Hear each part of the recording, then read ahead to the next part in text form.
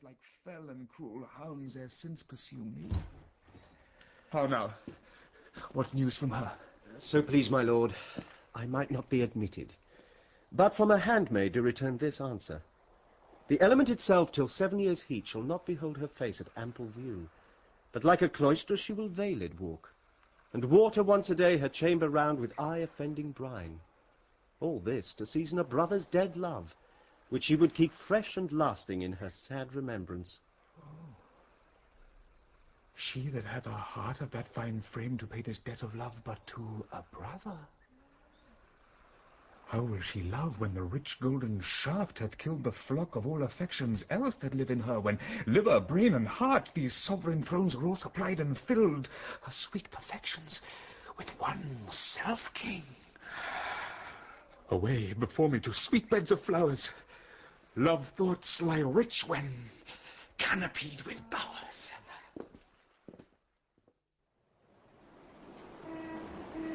What country, friend, is this? This is Illyria, lady.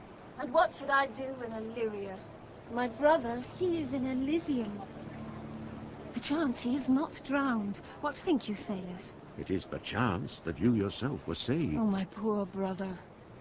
And so perchance may he be. True, madam, and to comfort you with chance, assure yourself, after our ship did split, when you and those poor numbers saved with you hung on our driving boat, I saw your brother, most provident in peril, bind himself, courage and hope both teaching him the practice, to a strong mast that lived upon the sea, where, like Orion on the dolphin's back, I saw him hold acquaintance with the waves so long as I could see.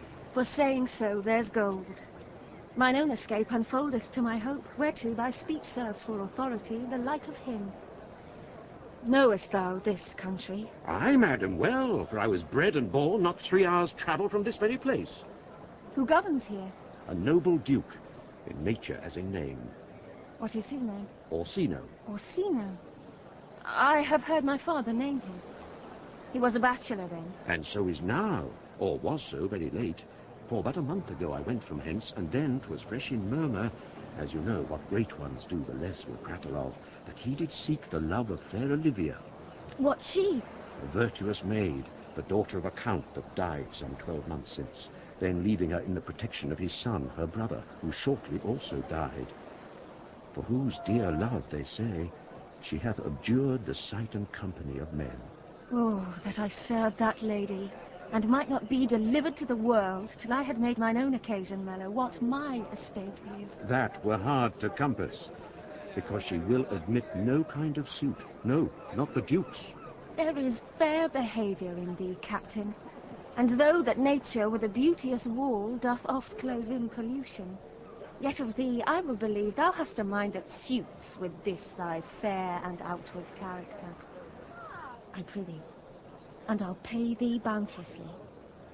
Conceal me what I am, and be my aid for such disguise as haply shall become the form of my intent.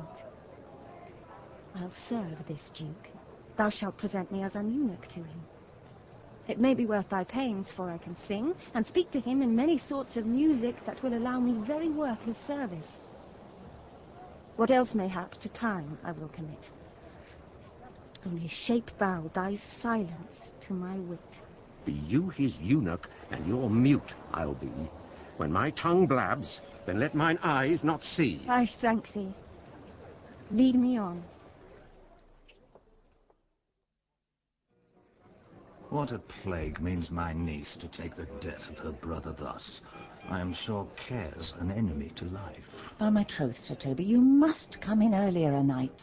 Your cousin, my lady, takes great exceptions to your ill hours. Why, let her accept before accepting. Aye, but you must confine yourself within the modest limits of order. Confine? I'll confine myself no finer than I am. These clothes are good enough to drink in, and so be these boots too. And they be not, let them hang themselves in their own straps. That quaffing and drinking will undo you. I heard my lady talk of it yesterday. and of a foolish knight that you brought in one night here to be her wooer. Who, Sir Andrew Aguchi? Aye, he. He's as tall a man as any's in Illyria. What's that to the purpose? Why, he has 3,000 ducats a year. Aye, but he'll have but a year in all these ducats. He's a very fool, and a prodigal. Fie that you say so. He plays with the vile de Gamboys, and speaks 3 or 4 languages, word for word, without book, and hath all the good gifts of nature. He has indeed, all most natural. For besides that he's a fool, he's a great quarreller.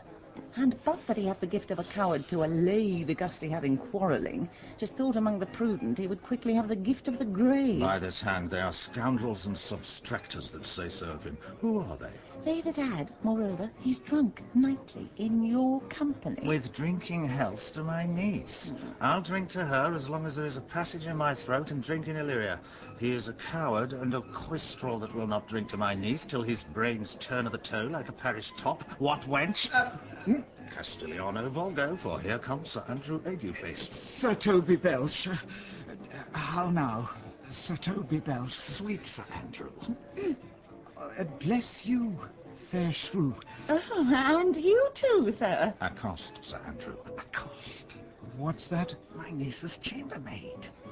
Good Mistress Accost, I desire better acquaintance. My name is Mary, sir. Good Mistress Mary Accost. You mistake, knight. Accost is front her, board her, woo her, assail her. By my troth, I would not undertake her in this company. Is that the meaning of Accost?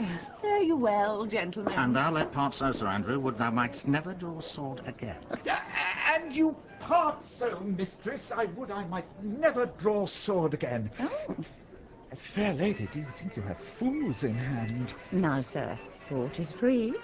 I pray you, bring your hand to the buttery bar and let it drink. Wherefore, sweetheart? What's your metaphor? It's dry, sir. Why, I think so. I am not such an ass, but I can keep my hands dry. But what's your jest? A dry jest, sir. Are you full of them? Why, sir, I have them at my fingers' ends. Marry, now I let go your hand, I am barren.